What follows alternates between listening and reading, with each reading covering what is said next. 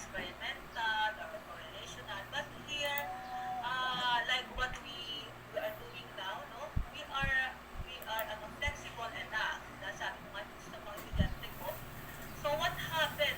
We reflect on what happened yesterday. So ano ba nangyari? Bakit since perhaps overwhelmed ba or what? Or bakit hindi nakapagsabi? Ano meron ba sila ganyan? Okay. So we are not judgmental, no, people. So ang nangyayari is we just reflect. Bakit na kaya? Yun nga lang, meron tayong mga restrictions, how we wish na andyan kami sa inyo, we are listening, whatever. Ano nga ba ang mga sentiments nyo or ano yung mga challenges nyo? Wala kami. We are parang meron tayong office space, no? Hindi tayo walang physical interaction. Okay? So we are open to adapting inquiry. Yan. Okay. Dapat nag-adapt na, nag-adjust, no? As understanding deepens and or situations change, no? Okay. Avoids getting locked into rigid designs that eliminate responsiveness. Okay. We try our participants to be responsive enough. Kamukha ngayon, gusto ko maging responsive kayo, no? No barriers. Okay? Just be open. Kaya lang hindi madaling ma-achieve yun. Okay? Especially this time na we're just looking at our laptop, no? Okay. And versus new paths of discovery as the in-person. That's emergent design. Ganun din ang gagawin natin sa qualitative pagdating natin sa isang area, no? Dahil, I want you to imagine this time, this study nyo. Kahit topic pa lang. Ano yung mga study nyo sa isip nyo, no? About related to this matter na, ano nga ba yun? And, saan natin gustong pumunta? Community or school, ganyan. And the third one is purposeful sampling. Okay, yan. This is still under design. Cases for study. We have cases for study. Example, the people. Okay. Organizations, communities, cultures, events, and critical incidences. Yun ang mga pwede natin pag-aralan. Okay.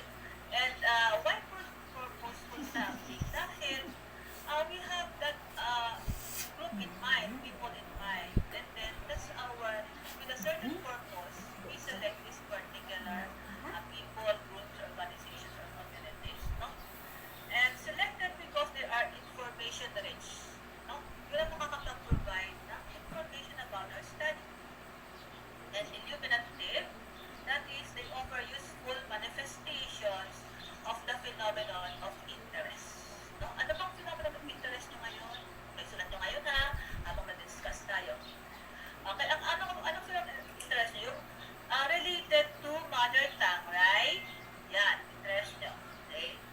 And but insight about the phenomenon, that empirical generalization from a sample to population. Ang hindi kamukha ng quantitative na we choose a particular sample because this sample is representative of the population where you want to generalize the results of our findings. No, that's not entirely different. Hindi ganun tayo, ano?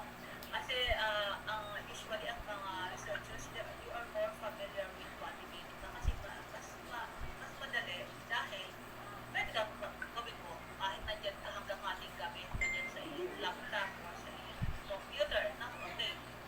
Dahil for as long as you already have your data and then invent ang encoder, makagagawa ka na. Unlike in qualitative, hindi kailangan nandun ka sa lugar. Okay?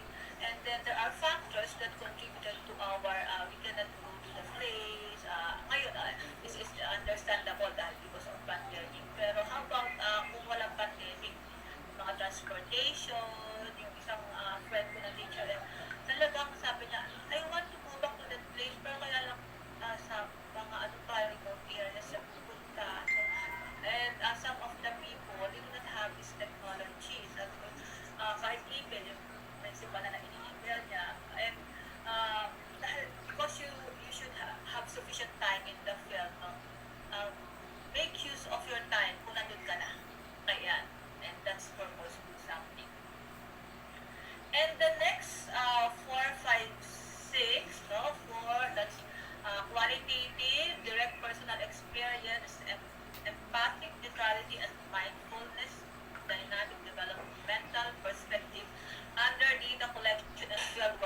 strategies na. Okay, yan. So, anyway, I will try to, if you do not have the book, no, I will try to email this may nag-ano na sound, ano. Yan. Yung mga materials na pwede kong isend sa inyo. Okay. So, qualitative data, it's very, uh, this is self-explanatory because this is qualitative, so you are dealing with qualitative data. Okay. So what are these? As discussed by Arnie and Diana yesterday, so you have your research instruments like observations, no? Observations that yield detailed, thick description and way in depth, no? Okay. Uh, and also, remember that when you, as an observer, you have that kind of skill, no? Ano nagkakaroon ng skill, no? As you experience conducting qualitative, nakakaroon ng skill, no? And then, makikita nyo, ano ba yung ginagawa kong observation in the first time when I conducted this qualitative, the second time when I conducted this qualitative, no? And I observed, ano ba yung na-miss ko? Okay. Remember the focus, no? Yesterday, yung comic strip ni Arnie, ang focus nyo ay yung recess, hindi yung playground or yung ano ko, right?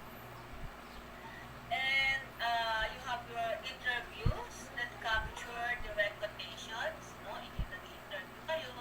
And interviewing, no? When you interview, you look at the faces of your participants, the face or group interview, the faces of your participants. Titignan mo rin, no? Meron ka ba mga ibang participant mo ay sa tingin mo ba parang ayaw niya sumagot, napipilitan lang siya sumagot, or there are naman participants na ay ang dami ng kinuwento, teka, paano mo siya i-stop? Yung mga ganun ano. Pero the interviews capture direct notations about people's personal perspective, no? Okay? This is very interesting. Kaya nga, you have that skill. The amateur interviewer, minsan sinasabi sa akin, hindi ko siya pa-stop, sabi ko, I also expressed that, no? Kinuwento ko yun sa mga estudyante ko. Yan. Kaya nga you have development kind of skill and experiences of the people, no? So you have your case studies, careful document review also, that's another, as mentioned as discussed by Arnie yesterday, mga documents review. And you have plenty of documents, no? Like what I expressed, pumunta ako sa Pasay City Hall, nagpalpan ako ng mga documents. And also, when I took this time series, no, sa district, pinakalpan sa akin ng sakot, nakabot na ko na 40 years na data. Okay? Yan. It's quantity, but I discovered some quality. Yan. Along the way. That's qualitative data. And then another data collection is strategies of direct personal experience and engagement in the field. Okay, yan. Of course, unlike in quantity, andyan ka, pwede na magagagang pag-work sa iyong data. Pero in qualitative, andyan ka sa mga tao. Okay? And then you have to adjust your time accordingly. Yeah. Diba? There are plenty of studies about qualitative, no? Paano nakikipagbuhay ang mga tao doon. Yan. Later on, i-share ng mga estudyante ko na experience of conducting their study, no? Okay. Malalaman nyo, paano ba nila kinotak ang kanilang qualitative? No? I also have experiences, pero we do not have time to share our own. And you have your own also. I'm sure of that. Okay? When you talk to your students, okay, to your superiors, no, answer mga principal, and also, for example, you have your meron kayong mga outreach, no, sa mga communities. Yun ay importante na titingin ka, matagal ka. Or conducting ang qualitative research. Hindi ba sabihin, ay, pupunta ako ng 1 day. 1 day lang. Sabi ko ganun. Ano nangyari? Yan mga ganyan. Nakukulangan nga kada 3 days namin. When I brought my students dun sa Aida community for 3 nights, no? Nakipabuhay kami doon. Konti lang yun. No? Okay. So you experience the people in the community, you play with the children, you go with the adults, with the elderlies, ganyan-ganyan, with the mothers, the fathers, all these things. Like, yan. Isipin nyo na yung study na yun, yung mother tongue. And then, you have your empathic neutrality and mindfulness. Okay, what's empathic? No, that's empathy from the word empathy. An empathic stance in interviewing seeks vigorous understanding. Okay? Habang nag-aano ka na,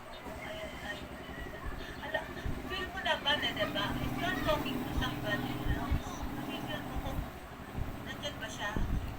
Or habang nagsasalita ko, parang hindi ko naman pinapakinggan. Like, just active listening. Understanding without judgment, neutrality, by establishing rapport and showing openness, no? Sensitivity, respect, awareness, and then mindfulness, no? Data collection, observation, interviewing, it means being fully present and mindful. Okay, being fully present and mindful ng mga tao. Okay.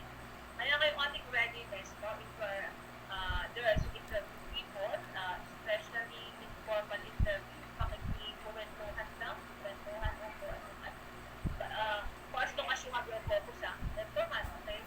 About, kunyari, sa recently lang mga bata, sa recently mga teachers din. Yan, yan, mga ganyan. And also, in your study about mother tongue, okay? I remember, teachers telling me, hindi naman talaga, yan, dahil sa isang community, minsan, pag nakaiba rin sila ng language, mga ganyan, di ba? Like what you mentioned, in your university, meron tayong iba-iba rin naman yung mga background. Kung think of this, no, habang nag-discuss tayo, being mindful, fully present in that research, local or place. And the next one, okay, is your dynamic developmental perspective. No? Okay. Still under your data collection strategy. So, what is the dynamic, no? And developmental?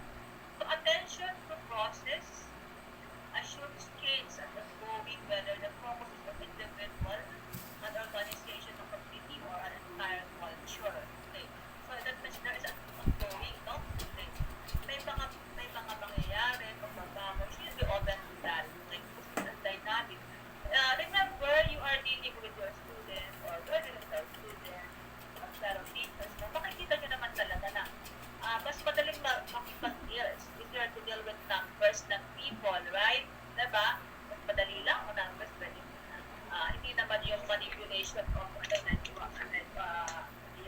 minsan sa election na pinamanipulate. Hindi naman gano'n, no? Pero andyan na yung numbers, no? Hindi nga lang ang nature of manipulation. Pero the people, when dealing with people, no? Okay? So, we'll realize that this research is dynamic and developmental. Okay. Because change as ongoing. Okay. Whether the focus is on individual or organization, community, or the entire culture. Okay. Ano bang culture ang ating pag-aaralan? Therefore, the inquiry is mindful of and attentive to system and situation dynamics. Attentive to system and situation dynamics as this unfolds. Okay. So, and the next theme as unique case orientation, inductive analysis, holistic perspective, context sensitivity, and reflexivity under analysis and reporting strategies. No? Okay. So I'm going to report and analyze our qualitative research. Okay. So we have to consider this unique case orientation. Okay. What do you mean by this? No? So you try also to jot down and imagine your study. Okay? Assume that each case is special. Lahat yan. Kaya nga is, for example, if ever I'm conducting a study, no, online sa inyo, hindi ko kayo nakikita, no, lahat ng participants na nito ay special.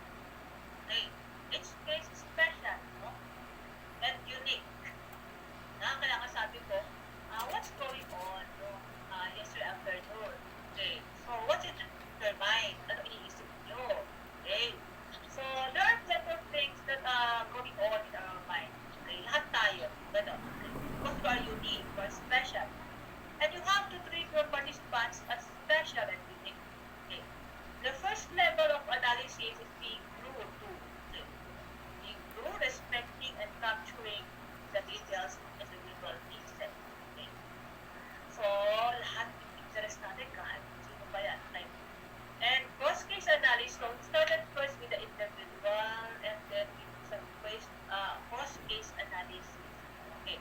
For example, nakikita ko yung pangalan ni Leia. Leia Grace, Marcy Ransalan, Lily, ang ganda naman ang pangalan yun. Okay. Very unique. Okay. Unique ang pangalan. Alam ko, yung unique. Unique tayo lahat.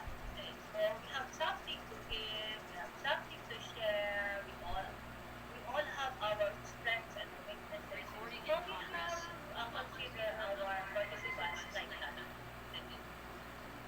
And then, yung sa cross-case analysis, okay na natin, okay? So, depends on the particularity and the quality of each individual case studies. Paano ini-interview mo na si Leia Grace, hindi yan natin nakit ko lang pangalan mo. Si Marcy, and si Lily, ganda ng pangalan mo. Okay. Yan. And then, I do some cross-case analysis. Ano yung mga kwento nila? So, at that point, I know about different similarities and with reference to my business model. Ano nga ba yung mga okay. So, that's individual and cross-case analysis. And the next one is inductive analysis and creative synthesis. Oh, okay. Remember, pag quantitative is deductive, no? But in qualitative it's inductive analysis and creative synthesis. So, what do we mean by this? Analysis begins with immersion in the details and the specifics. No? Nandun ka, parang remember yourself na lumalangoy ka sa mga data na nakakapito mo, observe mo, narinig mo. Okay. With immersion in the details and the specifics of the inquiry to discover important patterns, important steps, interrelationships, no? And exploration and attention to what emerges. Ano ba? Utang. It's followed by confirmatory inquiries. Okay, yan. I will not discuss any more my experiences with this, no? Pero it's like that, no? Imagine nyo, marami lang yung mga data na nakita. So, ano yung mga patterns, mga things, correlations, and you do some confirmatory inquiry analysis from the particular to general is guided by analytical principles rather than by rules. Hindi ka pumasa kuhan, hindi ka mga rules. And it ends with a creative synthesis. No? Baka qualitative ka pala kang an artist, right? After all these things, ano yung picture sa mind mo? Ano yung picture na na-capture? No? Okay. From individual, no? To you try to connect and patterns things and then ano yung magandang picture, no? Lahat yan maganda. You will appreciate na creative synthesis. Okay, imagine that. And the next one, holistic perspective. Okay, it's holistic, right? The whole phenomenon is understood as a complex system that is more than the sum of the parts. Okay. And inquiry focuses on and captures complex interdependencies, holistic, and system dynamics that cannot meaningfully reduce to a few discrete variables like in quantitative and linear cause-effect relationship. No? Kasi this is holistic, no? It's about your cause-effect relationship and discrete variables. So it's very holistic. And the last two, context sensitivity. Yeah, context sensitivity. The inquiry places findings in social context, historical, temporal context. No? Okay. In analysis and interpretation, you will understand this better when you listen to the experiences of my students. The qualitative inquirer is therefore a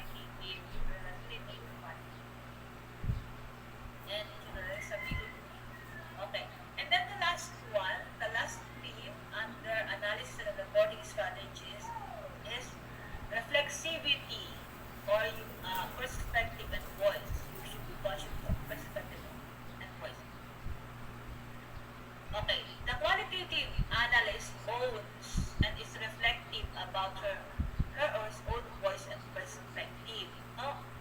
Kaya it's very, very important na kilala mo yung sarili mo as a researcher.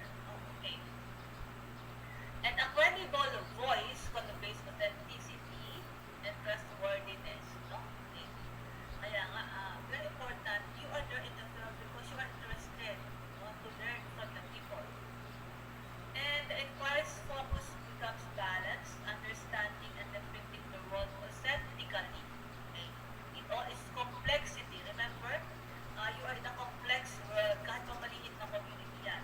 While being self-analytical, politically aware, remember, we are coming from, our background, dapat aware tayo, that's reflexivity. And reflexive in consciousness. Okay. This reiterates that the qualitative inquiry is the instrument of inquiry. Ayan. Yung mga personal biases natin, no, alam natin yan. We know ourselves better, no? Okay, so, and then we know that we have this kind of tendency, okay? We know our, ating mga, where we are coming from, no? Okay, kaya, as much possible, or the judgment,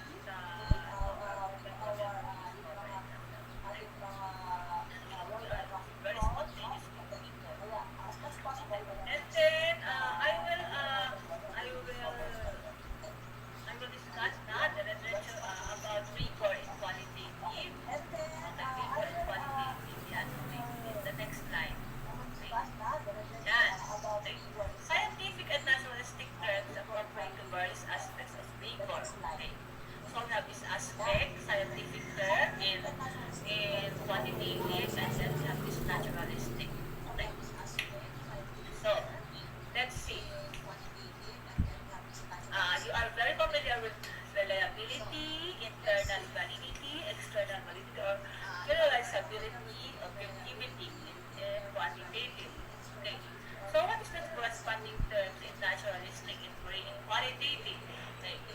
So, ito alam mo sa estudyante ko kasi different validity and kayo rin alam na ito. So, internal validity we are referring to whose value. Okay. Remember, I will not discuss it anymore, but I'll address internal validity. Okay. It's not within the scope of our discussion.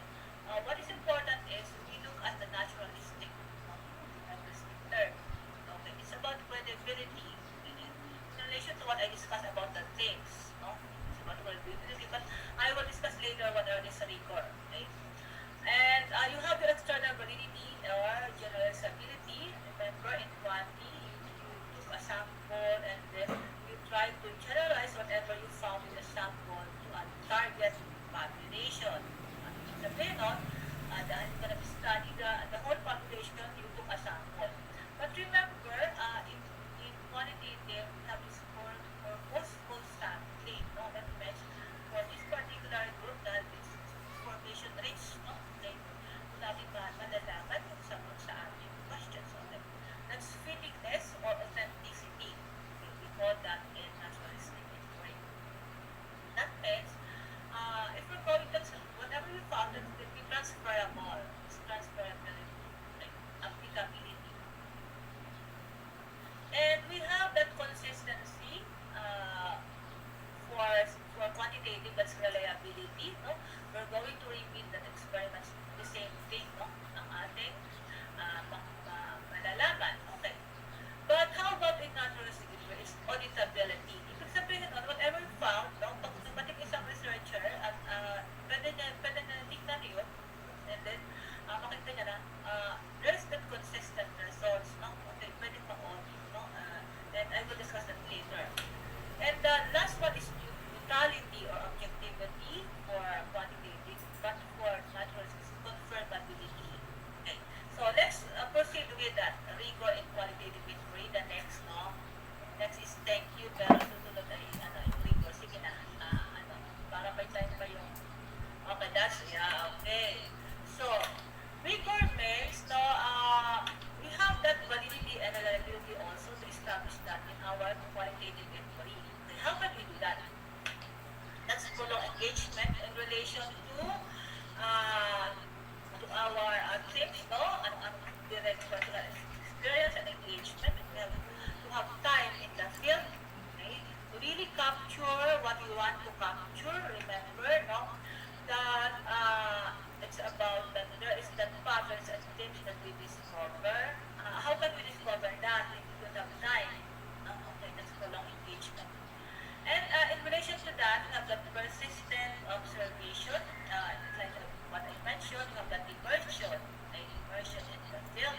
Like, and when you have engagement, prolonged engagement, you learn the culture of the people, their beliefs and their practices, or in relation, for example, with the mother tongue, okay, dahil matagal kang nag-stay doon, and then you observe, you have the persistent observation, you have the immersion, so that's the rigor that we need for qualitative research. Like, and then triangulation because we utilize multiple sources and methods in investigation, and we exhaust all the possible instruments, no, from observation to interviews to documents, related documents about that particular community, no. Isa nga sa mga proposal, no, one of my students writing their proposal, sabi ko, what have you know so far, no? What have you known so far about these people? Ano bang alam mo na sa kanila? Okay? Dahil dapat meron ka ng alam before you start asking questions. Without you knowing it, you realize later na yung pala mga tinatanong ko ay may sagot na. Ganyan, okay? So, you have to exhaust all the possible sources. Okay? Yan. And then, member checking. Ito very common. So, alam-alam na ng mga estudyante natin. Member checking is testing the data. Okay, today, baka halimbawa, nag-interview ka, and then you ask the people, this is what I when we have this kind of discussion yesterday, okay, or a few days ago, so, walang madamang tama kaya doon yan. Okay? And then, meron ka bang pinadagdag, check errors, additional, or clarificatory, I remember doing that, yung iba kayo ay, dahil may mga software na tayo, yung mga results sa Indivivo, or yung text mining, or yung Word, yung iba niya, yung chart, no? Pinakita ko sa kanila, okay, what can you say about this? Is there frequently occurring words, no? Okay. So, and based on our sharing, and yun, tama ba yun? Try to add something, or are there errors, no? Okay. Make respondent know or be aware he is recorded din. Important na rin yun, dahil mo nagpapaalam na mga record. Okay. Summarize, assess, overall adequacy of information, overall information, even for intended purpose or objective of the investigation. No? Okay. Very important yan. We're checking. Okay, the other one is referential adequacy. Okay, so that means you have to establish the adequacy of informations by recording information, okay, electronic, no, or audio video tapes, or by archiving selected materials or raw data. Okay. And then referring to it after data analysis. No? Dapat meron tayong mga reference for that. Na para public niya. Okay. And then stepwise replication. What do you mean by that? Hindi ito yung stepwise regression ng statistics. Stepwise replication. Assigning to two teams, no? Teams of persons to deal with the data sources separately, no? And conduct the inquiries independently, no? Ginagawa nyo yan, diba? As teachers, ginagawa natin yan, And teams, ito yung mga, kunyari, unang tao, or tatlo tayo, or dalawa tayo, need to have communication on a daily basis at milestone points. And whenever teams feel the need to divert from the original design path, since design is emergent yung design natin, mag-usap-usap tayo. Okay? So that is stepwise replication. No, okay. Kaya it's good. Kaya nga sinasabi ko, quantitative, pwede mag-solo ka lang. Okay? And then you have somebody else to look at your data lang, yung mga statisticians or somebody researcher, ganyan. Pero this is qualitative. No? Okay. Kailangan mo ng mga tips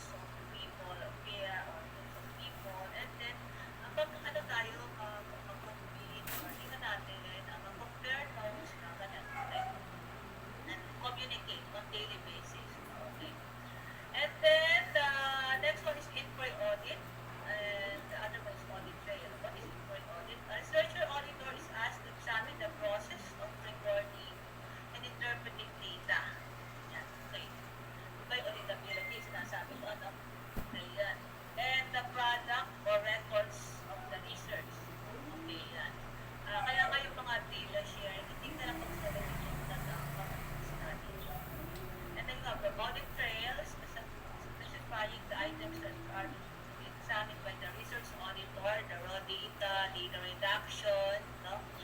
Bakit may data reduction? Kasi minsan may simulat ka rin, in-include ko na hindi na relevant sa mo. Kasi kunyari, yung sinasabi na yesterday and going back, no? Dahil ang pinakita sa atin yesterday, pero naman yung mga questions na hindi naman relevant, no? Okay, pakalinag sila siya about why do you go outside?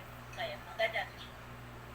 And analysis products, data reconstruction, synthesis products, process notes, mga notes nyo, materials, relating to intentions and dispositions, instrument development information, and all these things. No? Okay, that's audit trail.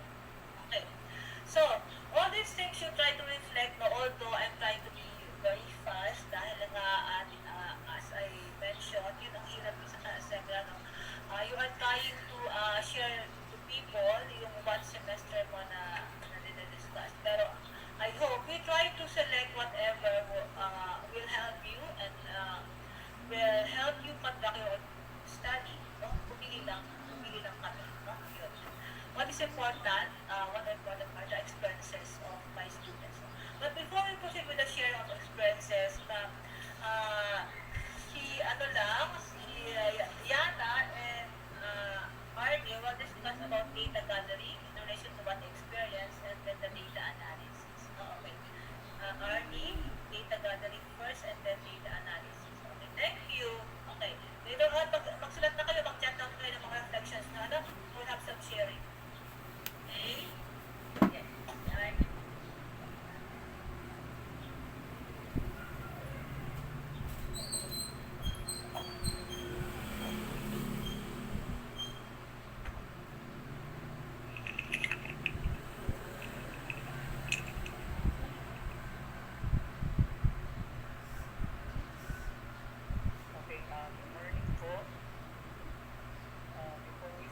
Naririnig po ako?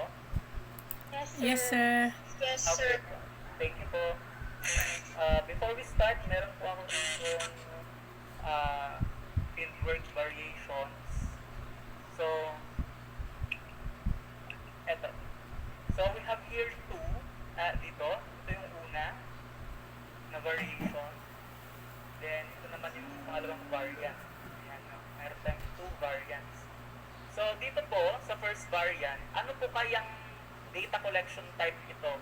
Yung ginagawa nila. So, dalawa po sila rito, no? Na researchers. Yung isa may hawak na binoculars. Yung pangalawa naman na babae, nakahawak na papel, saka ballpen. So, anong data collection type po ito? Pwede po kang mag-raise ng hand or mag-on ng mic or you can use the chat box po sa pagsagot.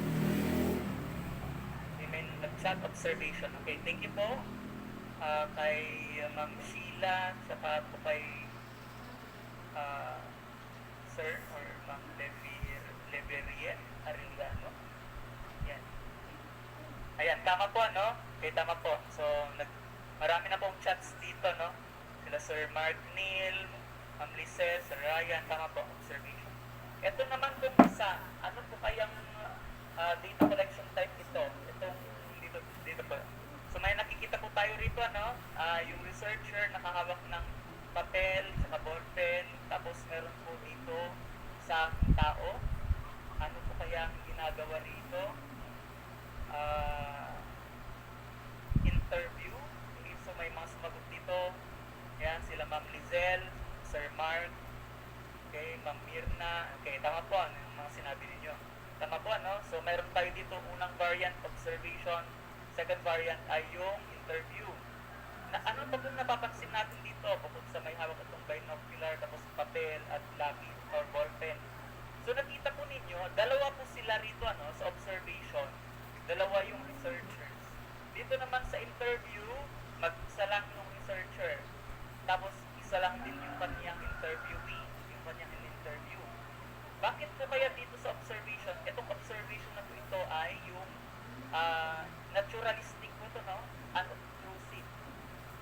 Actually, hindi po ito participant observation kasi malayo po sila. No? Kasi may nakahawak ng binocular. So, they are observing from a distance. Tama po? Okay, tama po. Ngayon, bakit kaya sila dalawa? Dito naman sa interview, bakit mag-isa lang yung researcher na nag-interview? Isa lang din naman yung kanyang interview. Hindi ba pwedeng 5 silang mag-interview dito sa isa? Ano po kaya? You can use your mic po if you want, or use the raise hand button. Bakit po kaya dito sa observation, sa palagay po ninyo, dalawa sila, isang naghawak ng binocular, isang, okay, may nagsabi nito Ma'am Mamuwag, sabi niya, I note taker. Okay, tama po yun, ano? May note taker. Siguro, nagdidictate ito. Sinasabi niya kung ano yung kanyang na-observe. Tama po, ano? Dito naman po sa nag-interview, siya na rin yung nagtatanong, siya na rin yung nag-note. Okay, bakit po kayo ganun? Bakit kaya dito sa observation, dalawa sila, okay? Ma'am Raquel Geronimo, sabi niya, direct interview po si thank you po. Tama po yun, ano? So dito, sa nag-interview, purpose in the sense na gusto niya tanungin. At saka, ano pa po kaya yung maaring reason? Bakit kaya din sa observation, okay, Sir Ma'am or Sir R.B. Bukhari, sabi niya, multiple interviewers may inhibit responses from the interview before. Okay, tama po yun. Very good. Yes, it may inhibit your responses. Baka naman kasi mahiya na yung interviewee, masyadong marami, no? Kung dalawa sila or tatlo sila na mag-interview, ba't isa lang din naman yung interviewee. So, one-on-one po, no? Okay, thank you po. Sir Mark Neal, sabi niya, hindi mo magagawa nung naka-binocular at mag-note at the same time. Tama po. So, sa observation na ito, sa ating example, so hindi nga po, no, magagawa nung naka-binocular ang mag-observe binocular at mag-take note at the same time.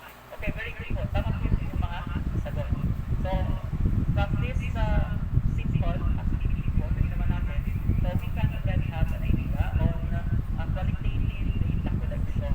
Ano ba yung mga data collection types, saka yung sa ethical consideration. Maraming salamat po for your active participation. So, let us start.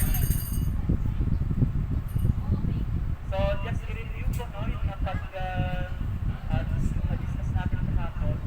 So, sa interview, meron tayong face-to-face, may telephone, may email, interview. So, may yung mga advantages ito, yung student participants that can be directly observed. Participants that provide historical information about researcher control over the line of the meeting. Kasi sila meron ka nang na-prepare na interview guide as well as your research instrument. Sa limitations naman, it provides indirect information filtered through the use of interviewees, provides information in ways rather than the natural use setting. Researchers present may biased responses, and not all people are equally articulate and perceptive. Opo. So sa interview, baka nga naman, diba, hindi naman lahat ay yung open up ng kanilang and opinions. Kaya kagaya sa example na kanina, maganda kung mag-isa lang naman yung interview sa kanilang para private, saka yung para makapag-usap masyado ko yung marami sa kanilang mahiya. Then for observation, yung types ng participant, researcher who feels role, observer as participant role of the researcher is known. Yung advantage ito, researcher has the first-hand experience with participant. Researcher can record information as it occurs. Limitation, researcher may be seen as inclusive. Yun, no? Lalo na kung participant observation ito, or yung nag-observe yung researcher ay masyado naman malapit or nakikita ng mga observahan. So, they may conceal, they may act differently, they may behave differently, ay natural sa kanilang behavior. Sa documents naman po, we have public and private classes like what we had said, yesterday. Ang advantages niya, enables researcher to obtain the language and words of participants. Yan, can be accessed at the time of PPM researcher as an inclusive source of information. Maganda po ito, no, lalo sa FHD, MLE, sa mother tongue, kung meron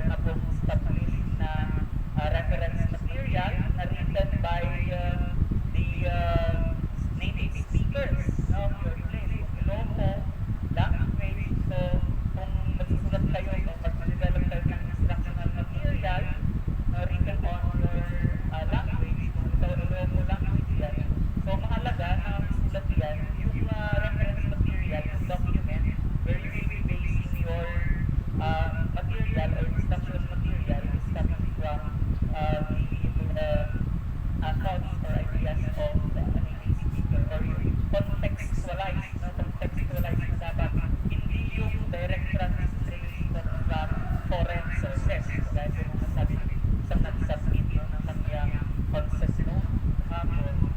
So meron naman daw mga materials, instructional materials, pero translations lang siya ng mga books authored by Americans, or foreign authors.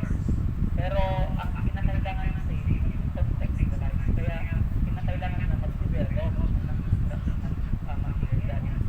So, pero ang mahalaga kasi dito, no, na tignan din natin kung yung mga, di ba, sa pag-gather ng information na ilalagay natin sa instructional material, lalo na kung wala pa namang established na reference material. Ito, no, kung halimbawa wala pa namang masusulat na Ilocano textbook or instructional material na nagsulat ay native speaker ba ng Ilocano language, so yun ang mahirap. So we need to establish our own, we need to put up our instructional material, we need to develop our own.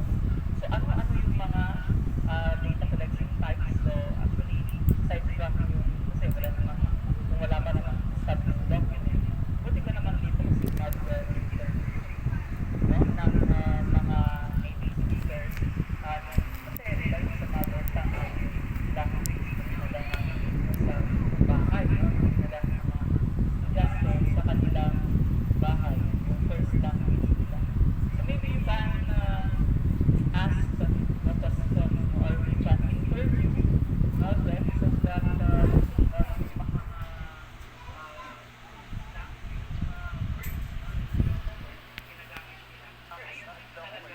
talagang maistorya natin. At saka, meron din kasi mga variation po ito, ano? Sa variations ng Ilocano.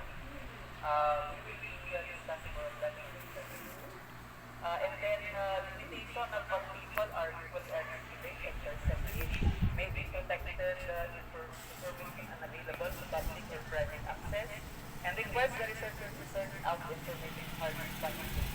Opo, no, lalo na kung yung document na kukunin mo ito sa history ay kukunin mo pa sa Library of Congress sa United States. So, kailangan mo pang kumuha ng scholarship, ganyan, fulbright. So, siyempre, mahirap talaga yun. No? So, yun naman yung mga limitations na terms of document. Siguro, aside from document as data collection type, so pwede ka na dito mag-interview yung mga native speakers para makuha mo yung mga variation.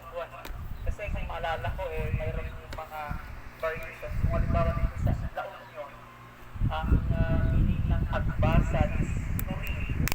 Sa Ilocos naman, yung meaning ng agbasa is to go to school, diba? Or to study. Sa Isabela, ano po ang meaning ng agbasa? Anyone? Sa yung mga Sir Martin, ano po ba siya?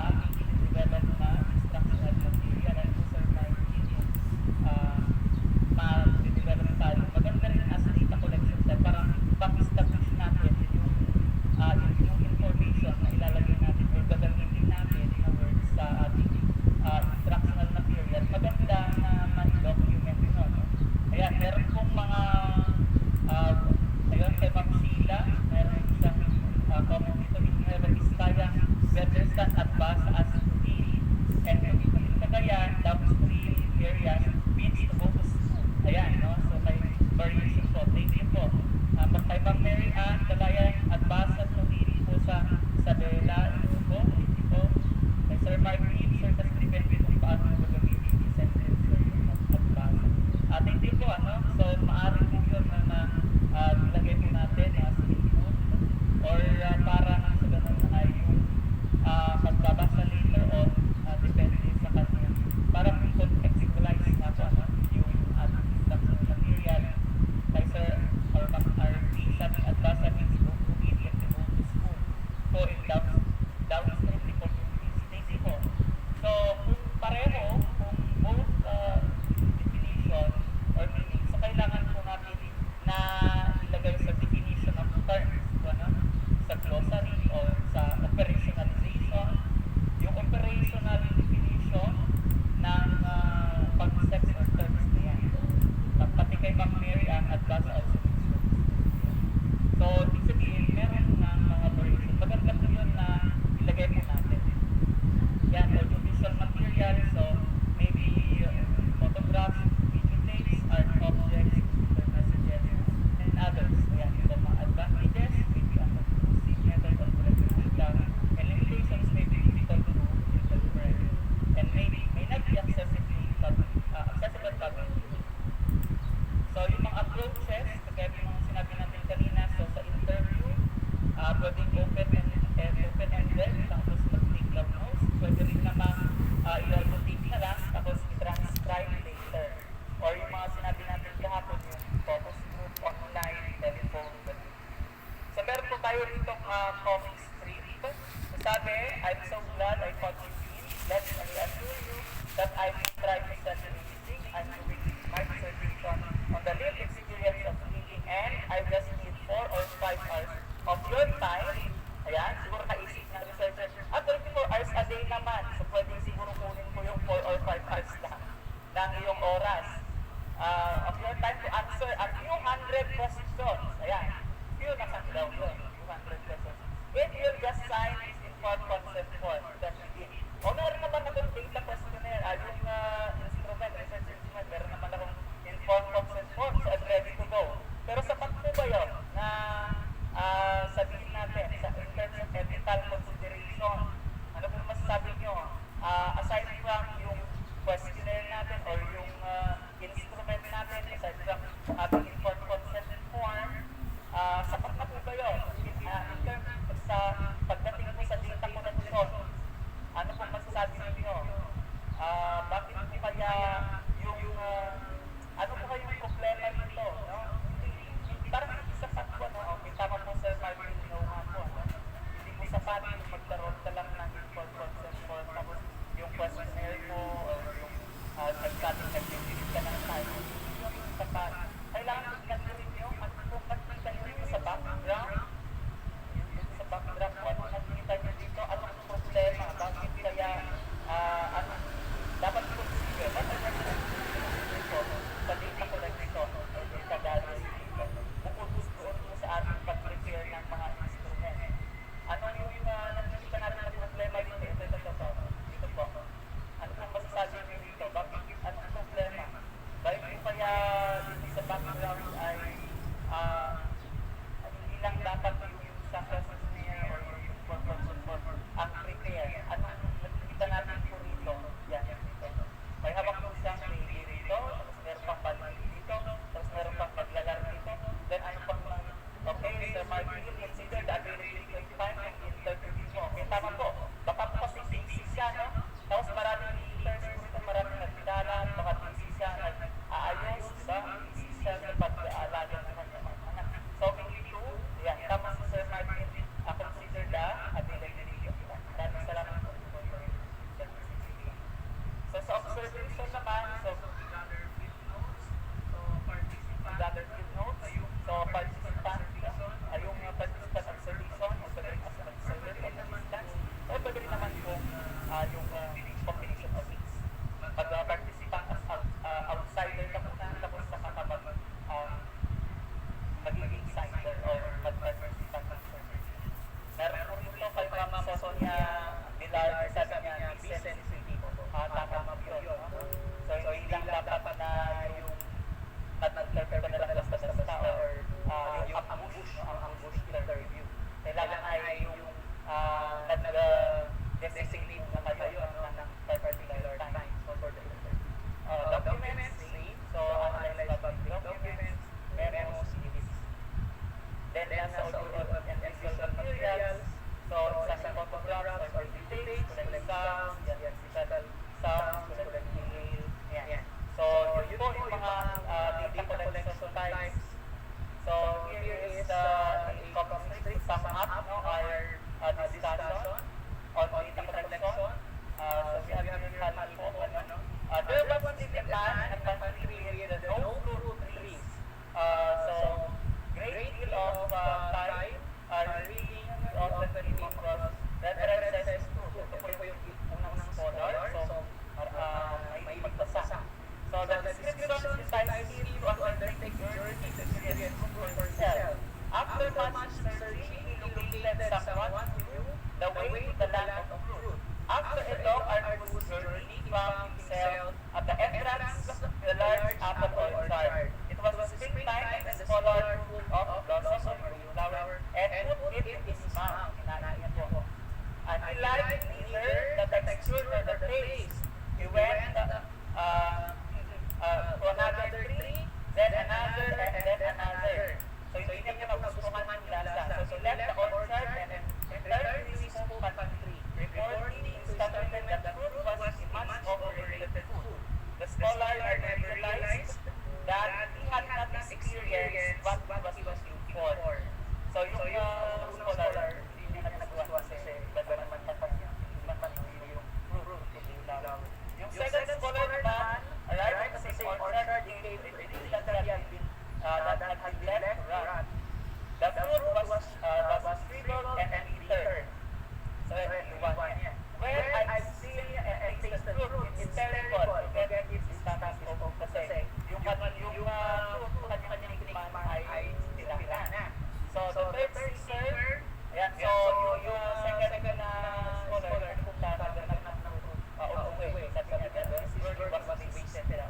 Yung third naman na sister, after for the fruit, arrived at the rotten tree and picked some of the rotten fruit. He took it to a farmer, peeled away the rotten exterior to reveal what looked like stones and seed. The farmer taught him how to plant this seed and properly the traces growth and work for the eventual harvest.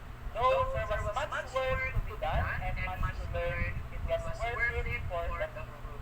So ano yung lesson ating makikita po rito sa pag-mixing po ito?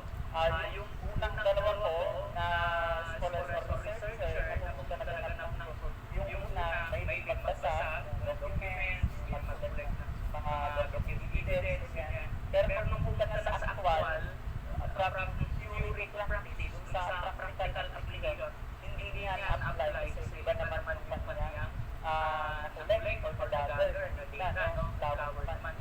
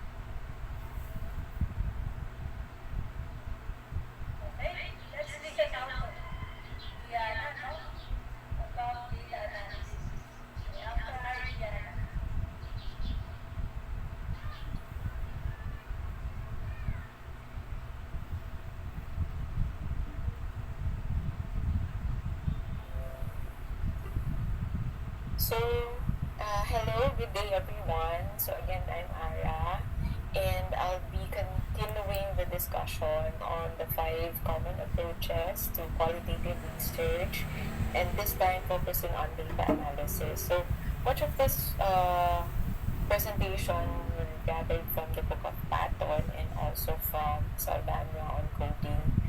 So, for this presentation, the objective is to explain data analysis in qualitative research and give some steps in data analysis and suggestions in writing um, the report. Since I'm given just few minutes, then I hope that I will be able to condense my presentation. But you can always check the book of Patton and Saldana for additional inputs. So, according to Patton, uh, data analysis transforms data into findings. No formula exists for that transformation. Guidance, yes, but no recipe. You know, if you this quote was given to me years ago, I will not be able to relate to it. But now that I'm in my second and a half years, 2.5 years of dissertation writing, and I would say yes, this rings true. Data analysis is an important part of the research because it will transform that data into findings. But how do we make that transformation? We really have to learn it. No? We can get guidance from books, we can get guidance from our advisors, from friends telling us the suggestions, but really there's no recipe. So we learn along the way. That's when we become more reflective. That's why we try and then commit errors and then try again. So just the five approaches. Remember the five approaches given: the narrative, Feno, grounded theory, ethnography, and case study. Now for the forms of data collection, narrative would use primarily interviews and documents. Feno would use interview with individuals, although documents and observations and arts, for example, visuals, may also be considered in Feno.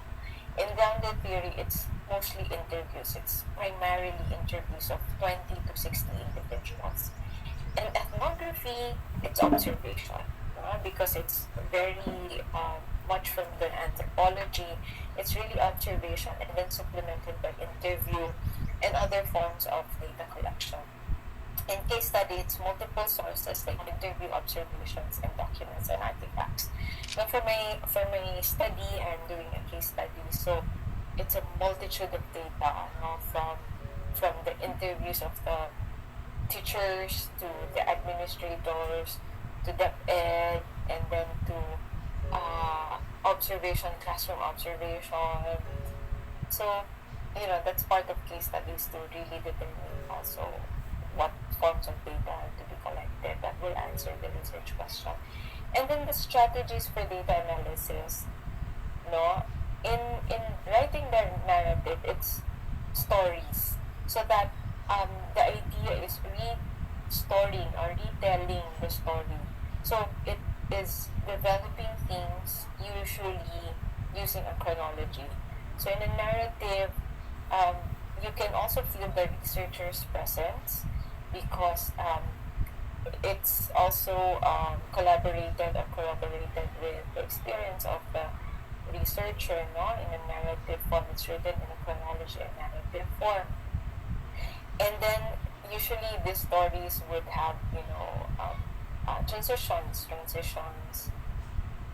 So for Feno, it's analyzing data for significant statements, meaning units, textual and structural description, and description of the essence. So it's really looking into these statements and including them, and then describing what is meant for what is the statement meant, according to the participants. And the grounded theory is analyzing data through open coding, actual coding, and selective coding. So this is really technical coding.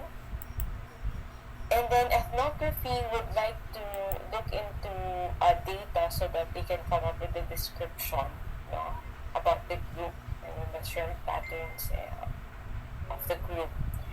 And for case study, it is analyzing through a description of the case. So it's complex. For example, if it's a case study, a single case, then you include the context and description, the case context and description, and then the within case analysis of developing the themes. But if it's a multiple case, for example, what I'm doing with all the 4 schools, it is looking into the context and description, developing the within themes, and then the across case analysis, and then developing assertion and generalization. So these are just contrasting the data procedure for the 5 qualitative approaches. So, siguro isa din sa talagang naranasan ko that I would like to share as part of my insight and experience is that it is really doing the best. You know, doing your best with your full intellect to fairly represent the data and communicate what data revealed given the purpose of a study. Sometimes because I felt that there's so much data, then I'm drowned with so much data that I lose sight of what my study is all about. So one of the really, really important lessons I learned is that never lose sight of what the research is all about. And then while analyzing, it's always keeping in mind what previous researchers are telling or the frameworks gathered from there, and then doing the analysis that would connect as data, my own data is coming. So really, it's mindfulness. It's really using your intellect in doing analysis. So this was taken from Saldana's book, Streamline of Codes to Theory Model. Of course, there are other data analysis or coding. No, even Saldana said that some would not have, or some would have a coding. No, so it depends on the research. But following his suggestion, it's important to have that coding frame. No? So from data, develop the code. No, yung code, pwedeng you can use code 15 to 30 at a time, and then developing the categories like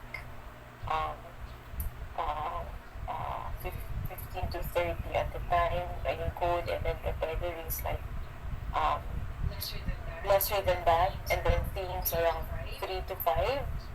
So category around 7 to 10, and then develop the assertion. So you can see from this visual that from data, it developed the code. There are different ways of coding,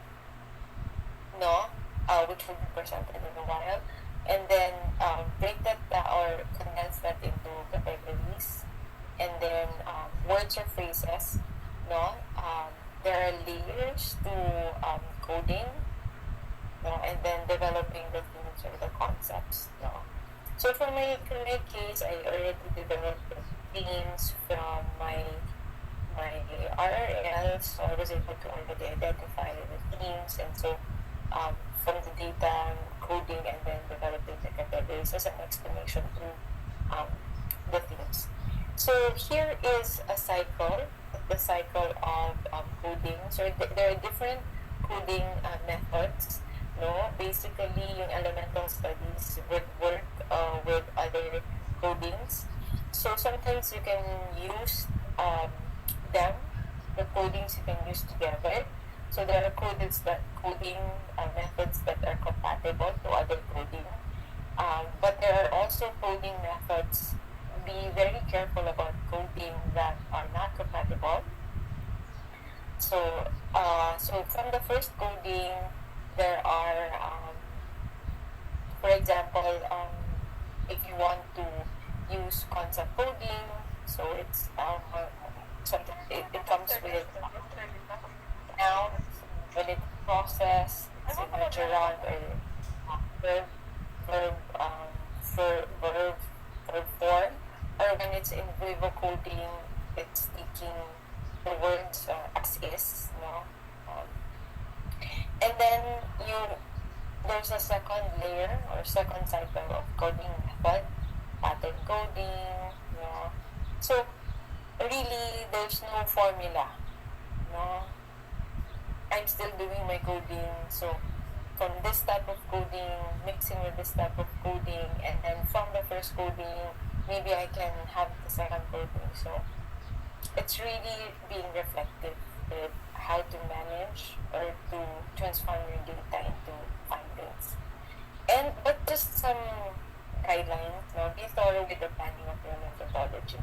When I proposed my dissertation, I was thinking, oh, this is enough already. I went through Creswell and books and research, but then I realized when it's already there, when I'm in the field already, you still have to think through your approach or your methodology. So decide first on your preferred method of data analysis, and then try different theoretical approach and methods. Let's see what works, no, with you and for your data. And then this is important, deciding on the framework for analyzing data. These frameworks are useful for your judgment, and these frameworks are useful, but it's important to have your judgment and creativity in transforming the data. Now, how do we process data? So, data, we may gather data and then analyze them along the way. So, while collecting, you may start with data and then test your methods and your concepts. So, you can start with small data, part of the data, and then analyze the whole. And then it's important that you have particular concepts from your RRL or your framework and then apply it to data. So, and then ask questions, am I generating findings by using this method? So, be really thorough with the handling of the data. And then what else? For me, it's really to seek advice from an advisor. No, we cannot survive without advisor because the advisor would help us through. And I realized that maybe I have to consult the advisor more often. And then having peers and experts. So depending on the methods that coding would include, as presented, generating data to codes, to categories and themes, and then to assertion and generalization. So in writing the proposal, again, be thorough about it. Write what specific approach, if it's narrative, if it's grounded theory, and then write what the approach is all about and why will we use it. Not justify. Why is it the most appropriate approach in your study? And then how will it be able to answer research questions, and then the data collection and analysis, and then you will write your report. So there are different ways of writing the report. This is a very it's not very visible, no? But there are formats to writing the reports. So introduction, and then the description, why you're using the research approach, and then organizing the research outcomes, and then concluding the format. So you may look into this in when you are already writing your report. So thank you, everyone.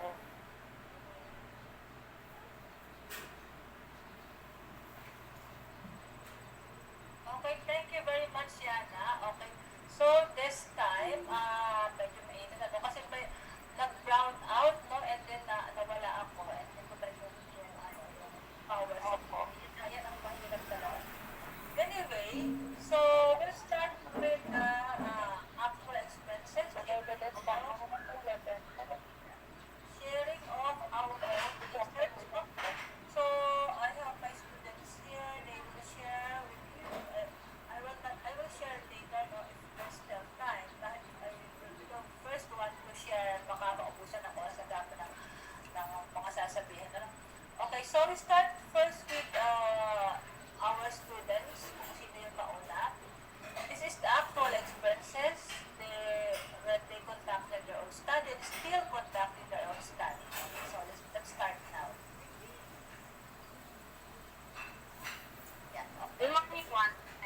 I am Maria Arabi Santos, and I am here with you to share my experience in doing qualitative research amid pandemic. So last 2020, I was able to enroll my last subject, which is advanced qualitative research under Professor Salutaita, in order to complete my academic coursework for my degree program. And this is during the midst of pandemic where community quarantines are being implemented and that there are no actual face-to-face classes that is going. So how did we able to conduct our research? And at first we had our online consultation with Professor Silvaita regarding our research topic and our research design. And I think thinking of the research topic is the hardest part in doing your research proposal. And I really have these three questions that I consider in thinking of my topic. So first is what is my interest and what is my field of specialization. Next is what are the current gaps in literature and study. And lastly, what would be the purpose of my study? So I wanted a topic that I can use for my dissertation, something that is aligned wherein the results of my study could be baseline data to further develop into doing my research design for my dissertation. And something that is also aligned with my degree program, which is biology education. So I had my initial literature review and was able to determine literature gaps when it comes to my field of specialization and my interests. And one of this is the gaps in professional development for non-biology major teachers who are teaching science. So I wanted to have a research that is relevant for what I am doing right now and something that I can use to be able to and my enhance the teaching method and be able to share for the community development or for professional development of the teachers. So for conceptualization of my research topic, I had this concept now. So first, biology education because it is my field of specialization. And then my target respondents would be high school science teachers, specifically the non-biology major. And what are the challenges and concerns that they are facing in teaching life science? Because as we know today, we implement the use of spiral progression in teaching science curriculum for K-12 program. And the teachers who are teaching today really graduated in a specific discipline in science. For example, they graduated in a Bachelor of Secondary Education major in physics or major in chemistry, major in general science. So, in spiral progression, they need to teach the four disciplines of science. So, what are the challenges and concerns that they have regarding this? And what would be their insights when it comes to the professional development they need in order to improve their conceptual knowledge and skills to be able to teach the subject well? And of course, eventually, what would be their perceptions and definition of an accomplished science teacher? So how would they define the variables in determining a successful science teacher? So with this in mind, I really don't have my title yet, and I only finalized my title at the last stage of my writing phase. So in designing my research, methods. Since this is a qualitative research approach, I really wanted to elicit the experiences and views of my respondents to be able to identify any new variables that could help me in developing either an instrument or developing a training program that I can use eventually for future research. So I consider these three questions in designing my research methods. So who will be my respondents? What will be my research instrument? And how will I gather data? Now, I purposely selected my respondents based on two criteria. Of course, they must be a non-biology major teachers, but with at least 3 years of experience in teaching science. And they have a participation in any professional development course or training. Then, since I am actually teaching major subjects for MAT major in science, I think this is beneficial in my part. And I have the convenience in contacting my previous students. And actually, the purpose of this is that I really wanted to help them in the future and be able um, letting them know that there is an intervention program that could be developed to help them in um, enhancing their conceptual knowledge and their teaching methodologies, even if this is not within their field of specialization. And since this is during the pandemic situation that we have right now, online interview is a suitable method that would be flexible in allowing an interview with my respondents based on their convenient time, and it would really prevent the transmission of coronavirus.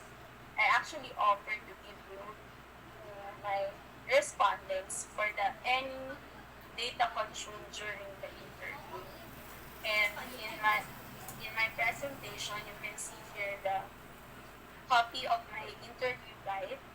This is a semi-structured interview wherein I have 8 open-ended questions, and this was validated by biology and graduate professors.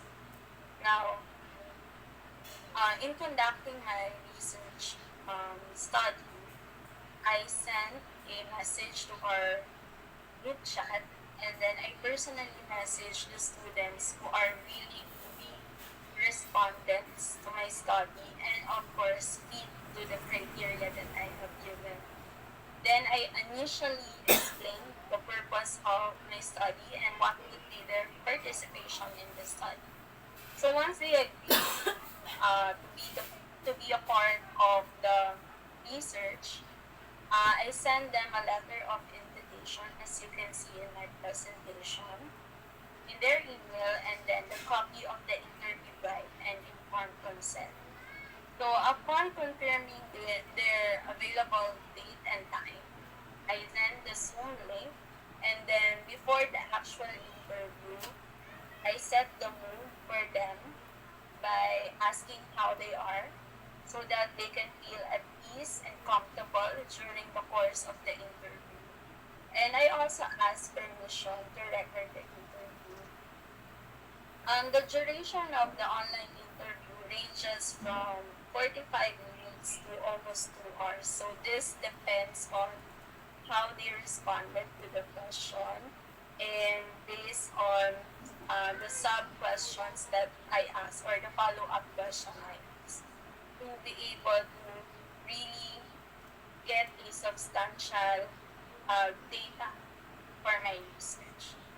Then I encoded my data using a minor data analysis, and I used inductive approach to be able to generate main themes using rounded theory, and interpreted the result and made a model for the professional development program that we can offer for non-biology major teachers based on the qualitative data that I generated. So this is what my data looks like in a QTA minor data analysis.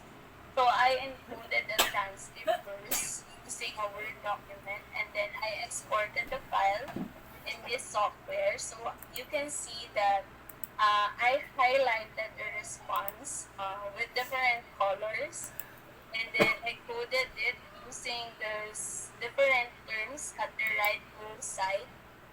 And based on the data analysis provided, wherein it included response frequencies and similarity percentage, I was able to generate my main themes for my response. So I find QDA data minor analysis as easier tool to use aside from Excel. Then, this is my model for my study, and my final title is Upscale, a proposed professional development program model for non-biology major science teachers. Upscale stands for Upgrading Scientific Capability and Learning Enrichment Program, and this includes these different variables. So for my input, these are my variables.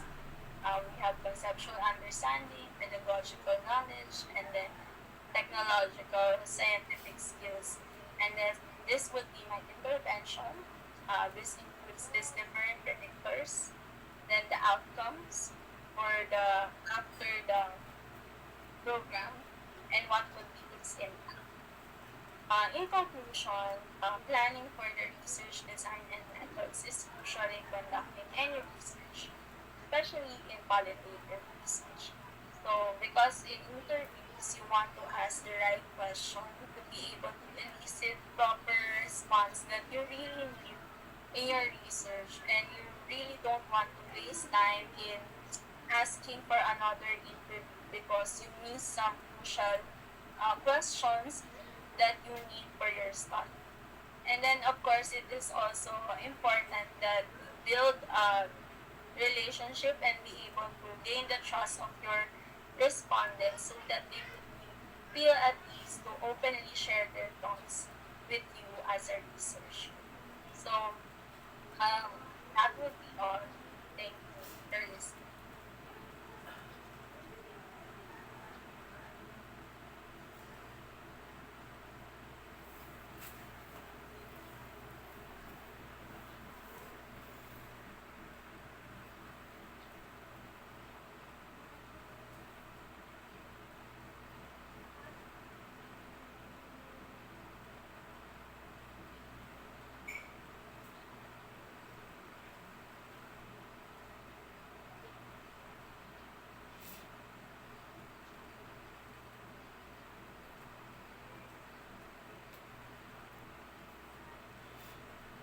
Okay.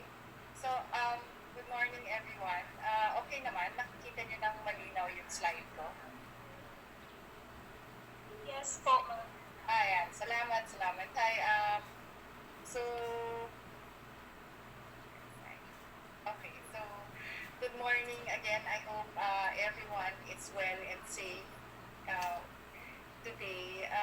So, I'm going to share some reflections about my experiences in doing qualitative research. Before that, I'll give you first a background on me and my work so that you can understand the context where my researches were done. Okay.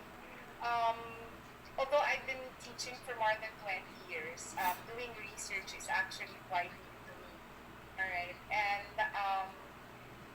reading research articles is far different from actually doing the research.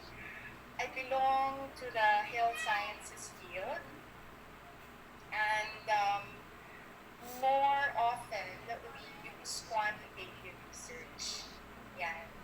But when I started studying qualitative research and doing my own qualitative studies, I actually enjoyed it more than doing quantitative methods. I found it more fulfilling encourage my own students to do qualitative methods in their researches. Um, for this sharing, I'll share with you the last qualitative research I did, and then thereafter, I'll give you the top 3 things that I find very important while doing it. Okay, so allow me to share my last qualitative research. So my last research was an online physical education program generated by COVID-19. Sir Mafre. Kindly mute yourselves, please. Thank you. Thanks. So, an online physical education program generated by COVID-19, a qualitative research.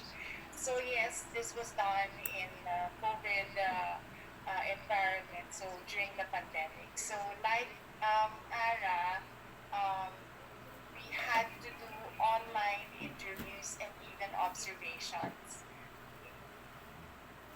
So what was my research problem? So my study aimed to evaluate, it was actually a qualitative research evaluation. So I aimed to evaluate the current online physical education program of a university in Metro Manila. Now,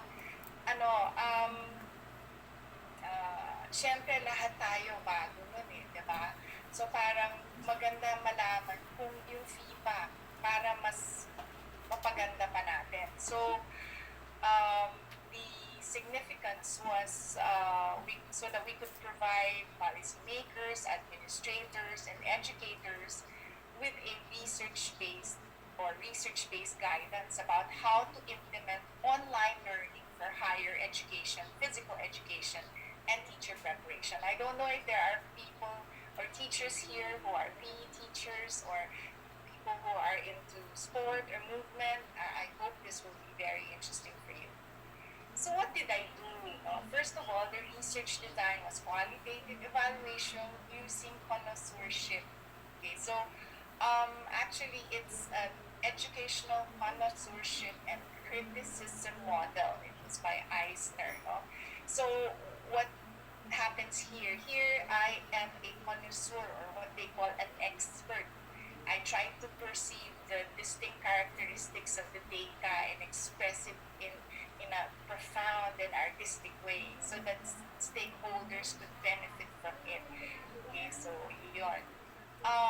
Local again, university in Metro Manila during the pandemic. I did purposive sampling. I interviewed 3 male teachers, 1 female teacher, 3 male students, and 1 female students, and 1 administrator. But mas maraming male kasi sila yung pumayag. Again, you give informed consent, try to get as many as you can with the time you have. Ang kinalabasan, mas maraming male yung gusto mag-participate sa sa study ko. So what did I do? I did semi-structured interviews. I made a guide. And what guided me in these questions was my literature review and the model of NASPE, the National Association of Sport and Physical Education. So what did I do? I secured first approval from the dean, the department chairs, and informed consents from all my participants. And then I actually did 3 types of data collection. I did interviews, observations, and I was given documents. So tatlong klaseng data ang inanalyze ko. Yung class observations, they shared to me the links, and I would just watch how their classes were going online. Quietly sa isang tabi, I was just observing. And then, if needed, I would stay behind with the teacher to do some discussion and ask some questions. So I did thematic analysis using the physical education appropriate practices and recommendations and standards, standards-based instructions in online PE. This is from NASPE as well. Okay. Yeah. So yun, no? If you're interested in the conclusion, it was actually very interesting. I gave a report to that school, and they actually actually, before the start of the next semester, they talked about it and they oriented the teachers for the next semester and gave my recommendation. So I guess the next step is doing another one and seeing if my recommendations actually help them. Anyway, with what I did, meron akong tatlong gustong i-share sa inyo na actually na-share na ni Ma'am Dory, Ma'am Salubayba. I just, siguro this will reinforce what she mentioned this morning. So the first thing that I would like to share is being reflective in your research. Yan. Okay, very, very important. Reflective or reflexivity. Yan. No? Na-define na ni Ma'am, but let me add on to the definition that Ma'am Dory gave. Reflexivity is where qualitative researchers engage in continuous examination, explanation of how they have influenced the research project. Sa madaling salita, be mindful of your own thinking, your own beliefs, practices, and values. Preconceived ideas about the research topic or inquiry you have set to investigate. Sabi nga ni Ma'am, empathic neutrality. Dapat wala kang bias, di ba? Be self-analytical. Yan. Bakit, no? Kasi unknowingly, you may express your own ideas to your interviewees or yung mga participants ko, no? You may influence them. And worse pa, pag nag-a-analyze ka na, yung perception mo, yung matingin mo at pag-interpret mo ng sinabi nila, baka hindi naman yun talaga kasi na-affect ng pag-iisip mo. Yun. So, be aware of how you think throughout the process, not just while talking to your participants. No? Especially for researchers that are transformative in nature. Yan. I had a transformative research before. I did one na very, very close to my heart. Transformative, yung may issue ka or yung may marginalized group ka na gusto mong i-defend at tulungan. Yun. Kailangan aware ka doon. Hindi mo nilalabas yung gusto mong sabihin. No? Kahit na gustong-gusto mo nang baguhin yung pag-iisip ng mga tao, kailangan cool ka lang. Okay? Hindi mo dapat i-relay yan or sa mga, or admit yan sa mga participants. Kasi madadala mo sila. So take time out to examine your personal views and set them aside. There's such a thing as what we call bracketing. It is used in descriptive phenomenology. Or recently, I saw the term ethnomethodological indifference. Yan. Kasi ethnomethodology ang ginagawa ko ngayon. So, being reflexive or reflecting on what you think and how you think will allow you to be more open and respectful in how you relate with your collaborators, partners, which are your participants. It allows you to be more objective. Meron ko nilagay dito sa slide na nakasulat. It was important that I was precautious in my approach, my words and phrasing to ensure that I was not asserting my assumptions onto the collaborators nor channeling my assumptions into their described interpretations of the concept.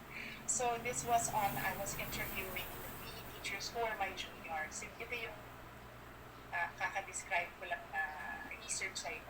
Kasi junior ka sila, but they're young PE teachers. So parang ang tingin nila si Ma'am Arroyo, ganyan. No? So parang even with the way I would speak to them, I was very gentle at saka parang nakiki one of the guys, ganyan. Pero alam nila na kilala naman nila ako, pero I wanted them to be very comfortable to express what was truly in them. So I have to be watchful of how I act, how I ask questions, na hindi ako domineering in a sense. No? Alright. Secondly, second sharing is actually, nasabi na rin ni Ma'am Dory, be sensitive. No? We should be observant, conscious, and sensitive of our participant reactions or action. Yan.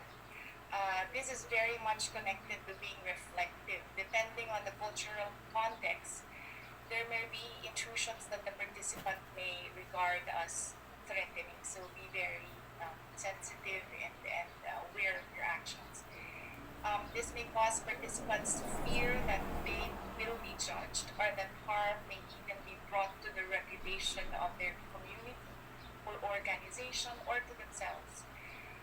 A consequence of this fear may be a reporting of a biased data, which has implications for data collection, as well as reliability and validity of your research.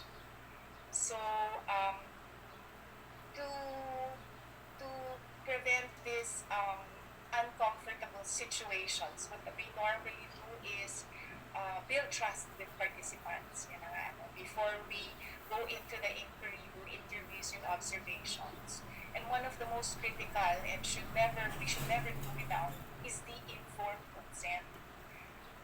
Marami po akong nababasang articles na kinukuha nila yung permission ng administrators, pero hindi nila kinukuha yung consent ng actual participants. Dapat sila talaga yung hinga natin ng informed consent. At kasama sa informed consent, yung purpose ng atin and value of the research. They should be aware, ano ba ang makukuha ko? Ba't ako nagpa-participate nito? Anong bang magagawa nitong research mo? Diba? Gaano ka-importante? So you have to relate to them so that they can find importance also with what they're doing. Yun. Also, I would normally say itong line na to, no matter what you say or express you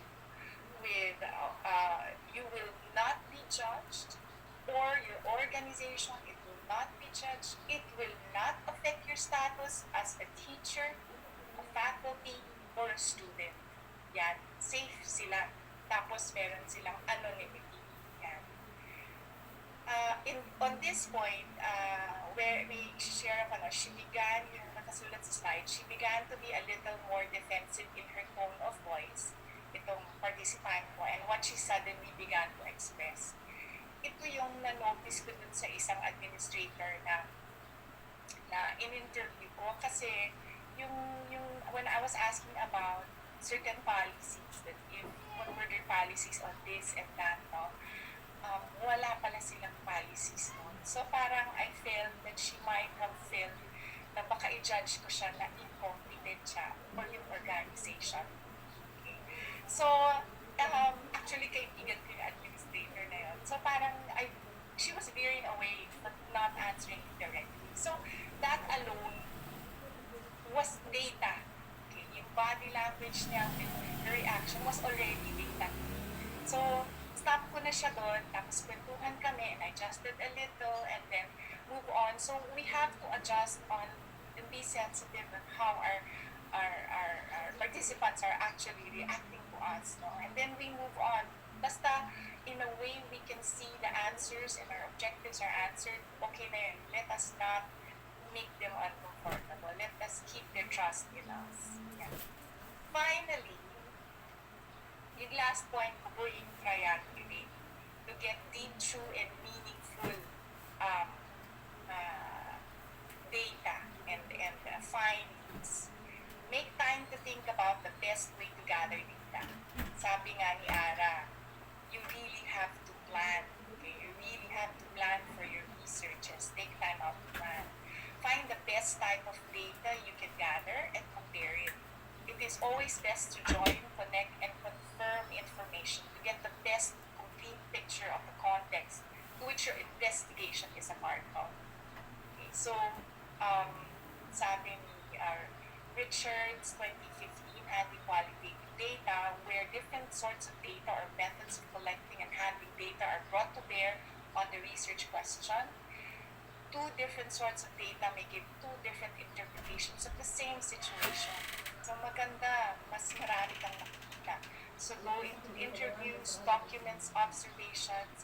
What I'm interested in now is participant drawings. Kasi online tayo, no? Baka pwedeng mag-drawing na lang sila ng sitwasyon nila. If it's hard for us to actually observe how they are in their place, hindi tayo makapunta doon because of pandemic restriction, let them draw it. We can actually see how they perceive their environment, which is a very good key information in your study. Listen and observe well. So yun lang, maraming salamat. Have fun doing your qualitative research. Be safe, move and exercise. Thank you.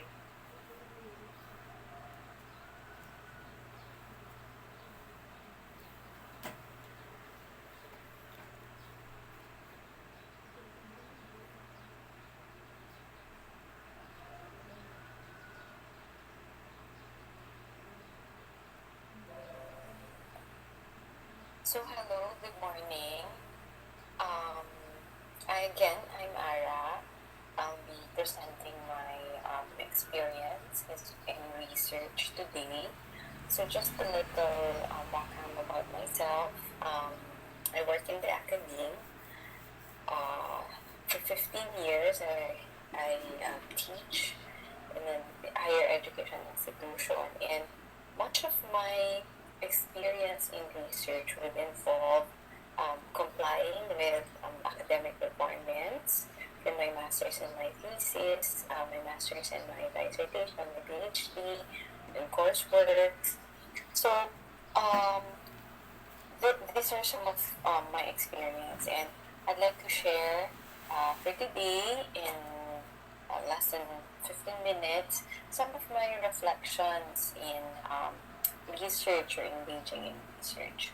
So again, um, of course, during my undergrad, we did research already, but it was a group work, and so what really prepared me to do research was when I earned, during my Master of Arts in Social Studies education from UP Open University, and it is there that able to really learn about research. So I took my coursework for 4 years, and then my thesis writing took me 3 years. So um, I learned so many things, especially with my advisor, and sometimes some of these things are really new. After my graduation in 2005, I became more ready to do independent research, and after that, I was able to present some paper here and also in Thailand. So I took them from the papers were from my master's thesis, and then I was involved in an institutional research. I was mentored by a faculty also, and I believe that's important in research. It's important that there's that kind of mentoring. So we did an institutional research about indigenous textiles. So in Region 9. And then after that, I went on for my PhD program in social studies also in UP Diliman. And what I learned from my master's, I carried it on. I learned so much from my master's. And so beginning my coursework, was I had that advantage being a product of UPOE, of course. But then it's a new experience again in UP Diliman. No, the most of the course would require that we end it with a paper, and so there was a subject in 302 research in education that we had to do a journal for the first part, and then a proposal, chapters 1 to 3, the last part. And then in subjects also we have to do research, like in my foundation course to write a narrative. So I did a study on Akajao, who became a teacher, a narrative of his life. And so yun yung naging karanasan ko, no, that prepared me to do my dissertation writing. And for my dissertation writing, I finished my coursework, and then I took the comps. And then beginning of 2019, in January, I was writing already. And it took a while. Until I was able to propose my paper, to have my outline presentation by August. So imagine 8 months. So it's really ideal to begin thinking of the topic you have, and then build that the literature. So to me, it took 8 months, and after that proposal, I had to do data gathering, and then I'm stuck. I'm stuck with analyzing my data. I wrote chapter 4 and chapter 5, but then losing sight of what you want to write and the frameworks in your coding. So it's really important that uh, to be reflective, to really engage with your paper, to learn along the way. So these are just some of my basic realizations, basic reflections or insights. No? But to give you a more detailed uh, not an experience, no, to give you a more to give some of my reflections lalo, no, yung makilala. To me, it's important that when we engage in research, we ask important questions like, who am I as a researcher? When can I do my research? And why am I doing the research? No? The, some things we can learn through reading, and some things we ask people, or we get mentors, or we experience them. No? But to me, it's a different feeling when you really want to get to know what research is all about. So it's important to start with these important questions, and what am I, what are we expected to achieve, or what we expect to be able, what are our goals, because we have to be realistic, and sometimes, and honestly, research is sometimes stressful, so we have to be able to manage our emotions. We have to be caring of ourselves. So sometimes nakakabasag talaga siya ng ulo, no? To see all the RRL that you have to read to make sense of everything. So we have to learn along the way how to manage the emotions, and then of course the technicalities like logistics, our connectivity, and then the, the, the learning of these things, and adjusting to these things. And then not to mention that, we also have work, and we have to consider scheduling. So really, basically, this slide here is telling me, was telling the audience that probably it's really to get to know, yourself as a researcher, and research as a process. And connected to that, matutunan that, research is a learning process. It will take time, really. Uh, when I finished my master's, I was thinking already good, I know these things. But then you have so many things to learn. Like when you learn basic stats, you think you're okay with that, but then you learn advanced statistics, and then you get to know non-para, no? So may mga bagay na matutunan pa rin. Even in qualitative research, there's so many things to learn and so many things to explore. So it's a continuous process, and learning does not end. And then it's important while conducting research or learning about research that we develop positive relations. When I was doing my master's, it was really with my advisor. I would ask her, that I consult her most of the time. I learn from her. But then I realized when I got into PhD, the difficulties, it's not the same, PhD is, the dissertation is more difficult. And then, besides having the advisor to work with, the program advisor to work with, the dissertation advisor to work with, it's also useful to get to engage with fellow PhD students. I remember